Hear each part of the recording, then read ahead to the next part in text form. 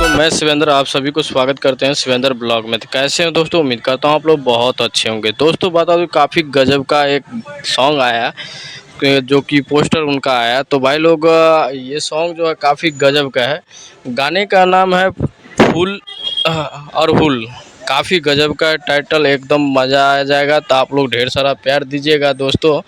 तो गीत गाए हैं खेसारी लाल यादव और साथ दिए हैं खुशबू एकरे ने। तो भाई लोग गीत लिखे हैं अखिलेश कश्यप और म्यूजिक सजाया है वी आर वर्मा ने। भाई लोग काफ़ी गजब का है और आप लोग ढेर सारा प्यार दीजिएगा। आप लोगों को 11 अक्टूबर को सुबह 7 बजे आप लोगों को देखने के लिए मिलेगा। कल इसका टीजर रिलीज हो रहा है शाम को। तो भाई लोग ढेर सारा प्यार दीजिएगा और ऐसे ही देखते रहिए शिवेंद्र ब्लॉग। और भाई लोग शिवेंद्र ब्लॉग को सब्सक्राइब नहीं किए तो सब्सक्राइब कर लीजिएगा दोस्तों। चलते हैं अगले वीडियो में, मिलते हैं, तब तक अपना ख्याल।